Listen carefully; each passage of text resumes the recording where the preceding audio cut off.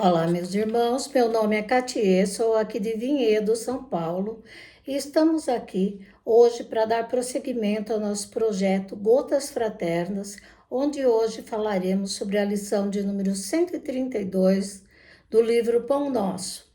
O título da lição é Em Tudo. Já no título, Emmanuel nos traz o sentido de plenitude, Traz a ideia de aperfeiçoamento. Nós vivenciamos o Evangelho em parte. Um dia, quem sabe, ele fará parte integral dentro de nós, E assim a presença do Cristo terá se alastrado cada vez mais aqui em nós. A vida do Cristo é o Evangelho. Em tudo ele foi fiel ao Evangelho. Agora, nós vamos refletir sobre o que Paulo quer nos dizer na sua epístola, no versículo do Coríntios 6.4, o versículo 2. Paulo quer nos dizer, tornando-nos recomendáveis em tudo, na muita paciência, nas aflições, nas necessidades, na angústia. Nos tornamos recomendáveis em tudo, porque todos aqueles que nos cercam, Eles vão estar sendo influenciados pelas nossas atitudes.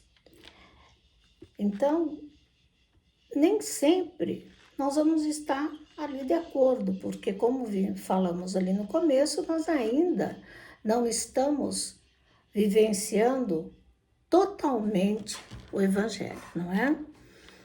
Mas, quanto mais minha vida for refletindo o Evangelho, mais auxílio eu poderia estar oferecendo a quem está ao meu lado. As pessoas que caminham comigo observam tudo que faço, não é?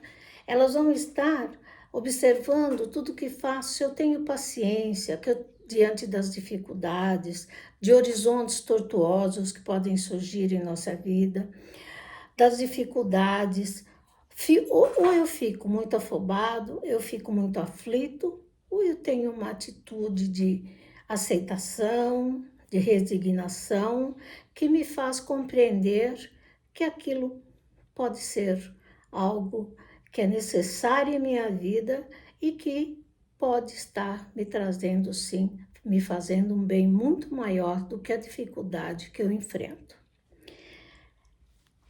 Sendo assim, iremos observar aí a primeira frase dessa lição. A maioria dos aprendizes do Evangelho não encara seriamente o fundo religioso da vida, senão nas atitudes do culto exterior. Na concepção de muitos, bastará frequentar assíduos as assembleias da fé e todos os enigmas da alma estarão decifrados no capítulo das relações com Deus. Aí nós vamos observar que a nossa ligação com Deus vai muito além de rótulos, não é? Essa ligação é do coração, é voltada aos seus ensinamentos. Quando nós colocamos aqui, dentro de nós, do nosso coração, os seus ensinamentos. Toda a nossa vida é um convite ao reino divino. A maioria ainda não consegue vivenciar dessa forma. Um dia chegarão lá, com certeza. Precisamos de compreensão para conseguir estar ligados a Deus de forma ampla e com o coração aberto aos seus ensinamentos. Em outra frase aqui nós vamos ver agora. Entretanto, os ensinamentos do Cristo apelam para a renovação e aprimoramento individual em todas as circunstâncias. Que dizer de um homem aparentemente contido nos atos públicos da confissão religiosa a que pertence e mergulhado em palavrões no santuário doméstico? Não são poucos os que se declaram crentes ao lado da multidão, revelando-se indolentes no trabalho, desesperados na dor, incontinentes na alegria, infiéis nas facilidades e blasfemos nas angústias do coração. estamos sendo chamados a vivenciar a maturidade espiritual e com a amplitude de nossas atitudes. O que quer dizer? A amplitude de nossas atitudes significa estarmos voltados a cada dia mais entendermos e vermos e vivenciarmos o Evangelho, o que Jesus nos deixou, não é? A vida é um altar de adoração a Deus e a Jesus. Com minha vida e atitudes coerentes com o Evangelho, é que estou adorando a Deus. Na lição, agora dando continuidade, eles nos dizem: por quê? Motivo pugnaria Jesus pela formação de seguidores tão só para ser incensado por eles durante algumas horas da semana em genuflexão? Atribuir ao mestre semelhante propósito seria rebaixar-lhe os sublimes princípios.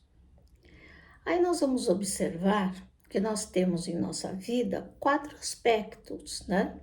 Do qual fazemos parte. Na nossa vida nós fazemos assim parte de alguns locais, vamos dizer assim, de alguns aspectos.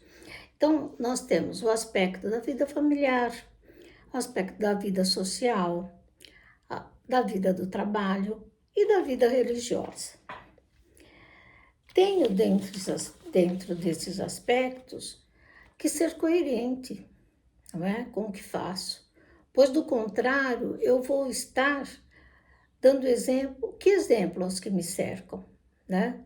Aí nós podemos ver aqui uma coisa que eu já ouvi bastante, tem muitos exemplos assim no dia a dia.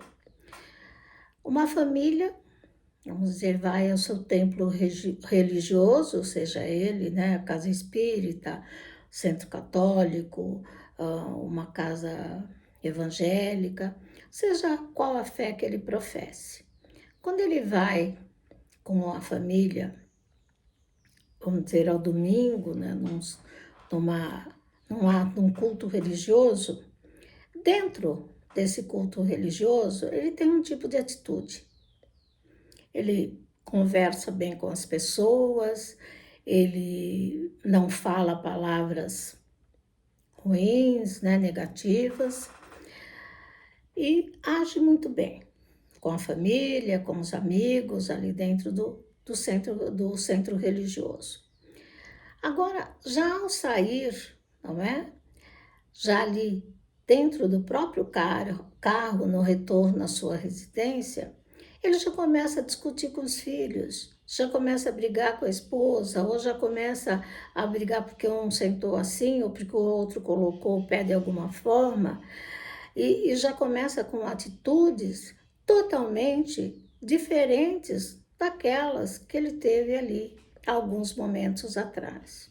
O que isso vai ocorrer?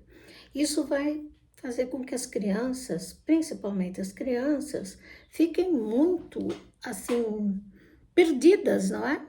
Porque o pai tem uma atitude no centro religioso e, logo ao sair de lá, ele não é coerente com as atitudes daquilo que ele professou há alguns momentos atrás, não é? Aí nós perguntamos, esse pai vai trazer o que para esses filhos, né? Apenas muito atrito e muita dificuldade para eles compreenderem, não é? O que é melhor para a vida deles. Muitos pais vão agir dessa forma. Nós não somos perfeitos, estamos caminhando, tentando caminhar para sermos cada dia um pouco melhores, né? Mas devemos sempre encontrar a coerência de nossos atos, pois se ajo dessa forma diferente dentro da casa espírita e não o faço em meu lar, em meu trabalho, eu não estarei levando a esses lugares a luz tão necessária com nossa conduta mais assertiva, né? É indispensável que os aprendizes se tornem recomendáveis em tudo, revelando a excelência das ideias, que os alimentam, tanto em casa, quanto nas igrejas, tanto nos serviços comuns, quanto nas vias públicas. Certo, ninguém precisará viver exclusivamente de mãos postas ou de olhar fixo no firmamento. Todavia, não nos esqueçamos de que a gentileza, a boa vontade, a cooperação e a polidez são aspectos divinos da oração viva no apostolado do Cristo. A alma, que ora com o coração todos os dias, ela vai se tornar uma oração viva, entendendo assim o verdadeiro apostolado do Cristo. Meditemos nessa mensagem, não é? Que nossa vida possa ser um convite a estarmos sempre em todas as nossas ações e atitudes cumprindo com os ensinamentos do Evangelho que Jesus nos deixou. É essa a mensagem de hoje, pessoal. Até uma próxima.